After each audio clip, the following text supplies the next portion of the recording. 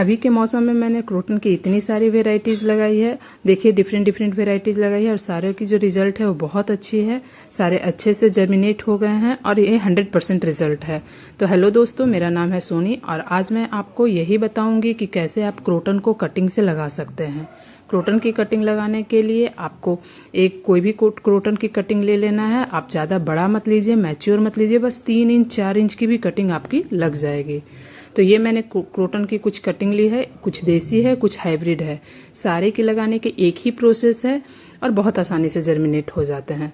तो सबसे पहले मुझे एक पॉट चाहिए। पॉट की साइज छोटी ही लेती हूँ क्योंकि बड़ी साइज में जब पौधे मेरे जर्मिनेट हो जाएंगे, अच्छे से डेवलप हो जाएंगे, तो मैं इसे ट्रांसप्लांट कर दूंगी बड़े पॉट में।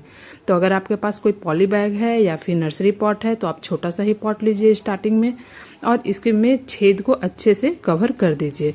ये मत सोचिए ये कागज रखने से कागज फटेंगे नहीं, बिल्कुल नहीं फटेंगे जब तक आप पौधे हटा नहीं लेते हैं। इसके बाद नॉर्मल सा गार्डन सॉइल, कोई भी मिट्टी आप लीजिए जो अपने गार्डन में आप यूज़ करते हो, उसे आप मिट्टी को ले लीजिए। और मिट्टी मेरी थोड़ी दरदरी है इसलिए मैंने इसे अच्छे से छान लिया है।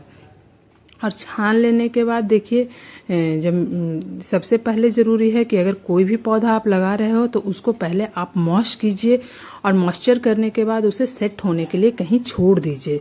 बाद में अगर आपका पौधा जब अच्छे से सेट है तब अगर आप उसमें कोई भी प्लांट लगाते हो तो आपकी प्लांट की रिजल्ट अच्छे से होगी, 100% होगी।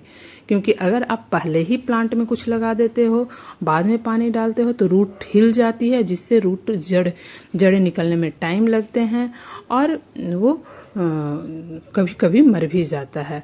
तो इसीलिए मैंने सबसे पहले अपने प्लांट की जो है वो अच्छे से इसे मिट्टी को देखिए बना लिया है। और मिट्टी मेरी देखिए काफ़ी दरदरी है। इट मीन्स कि मैंने इसमें जो रेत होता है, कंस्ट्रक्शन रेत, उसे मैंने मिला लिया है क्योंकि जब इसमें पानी जाए तो जमे नहीं। अगर पानी जमेगा तो मेरे पौधे में फंगस लग जाएगी और वो अच्छे से डेवलप नहीं होंगे, मर भी सकते हैं। तो अब मैंने फिर लिया है क्रोटन का कटिंग, जिसे मैंने छोटे छोटे 4 इंच, 3 इंच और 5 इंच के कटिंग में मैंने काट लिया है।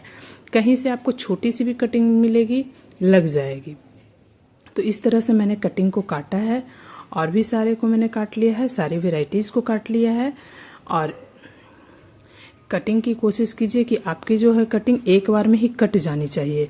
अगर आप रुक रुक के कटिंग काटते हो तो रूट यहाँ पर पौधे थोड़े से टूट जाते हैं, रूट्स उसके टूट जाते हैं जो आपको नहीं लगेंगे। तो कटिंग को पूरी कोशिश कीजिए कि आपको एक बार में जब आप छुरी चलाओ तो कट जानी चाहिए। अब हमें ज़रूरत पड़ती है रूटिंग हार्मोन की। मेरे पास रूटिंग हार्मोन नहीं था इसलिए मैंने एलोवेरा का यूज़ किया है।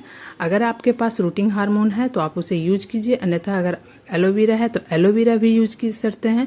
और अगर एलोवेरा नहीं है तो आप नॉर्मल टर्मरिक पाउडर, जो हल्दी का पाउडर है, उसे भी यूज कीजिए क्योंकि ये सब जो है वो फंगस आपके पौधों में नहीं लगने देंगे और आपके पौधे लग जाएंगे। तो ये देखिए इस तरह से मैंने जो मेरा सॉइल था वो अब मॉइस्चर हो चुका है और सेट हो चुका है। मैंने 3 घंटे पहले इसे सेट होने के लिए रख दिया था। अब मैंने क्रोटन की कटिंग को इक्वल पोर्शन में काटा है और ऊपर वाले पार्ट को छील लिया है ताकि रूट निकलने में इसे टाइम ना लगे। इस तरह से मैंने जो रूट छील लिया था तो और छील लेने के बाद मुझे सबसे पहले सारे पौधों में एलोवेरा का लगा देना है ताकि ये एंटी रूटिंग का काम करेगी। तो और इसमें कोई भी फंगस वगैरह नहीं लगेगा। तो इस तरह से इसके एलोवेरा जेल में मुझे इसे पौधों को डीप कर देना है। और डीप करने के बाद मुझे सारे पौधों में डीप करने के बाद हल्दी का यूज़ करना है क्योंकि हल्दी जब यूज़ होगी तो ये जो है एंटीसेप्टिक का काम करेगी और आपके पौधों में फंगस नहीं लगेंगे और आसानी से जल्दी रूट प्रोपेगेट होगी। तो इस तरह से देखिए मैंने इस तरह से इसे डीप करके इस तरह से इसे लगा दिया है। आप अलग अलग लगा सकते हैं और एक साथ भी लगा सकते हैं। जब रूट निकल जाएंगे तो आप इसे दूसरे जगह लगाइएगा। तो जब लगा लेने के बाद आपको हल्की सी मिट्टी को दबा देना है क्योंकि अगर मिट्टी आपने दबाया नहीं तो रूट हिल जाएंगे और जड़ें निकलेगी नहीं, पौधे मर जाएंगे। तो इस तरह से फिर मैंने दूसरी भी कटिंग लिया है और मैंने सेम प्रोसेस इसको भी अपनाया है। तो ये मेरी हाइब्रिड वाली जो क्रोटन है उसको भी मैंने इसी तरह से यूज किया है और इस तरह करके मैंने सारे क्रोटन को लगा लिया है।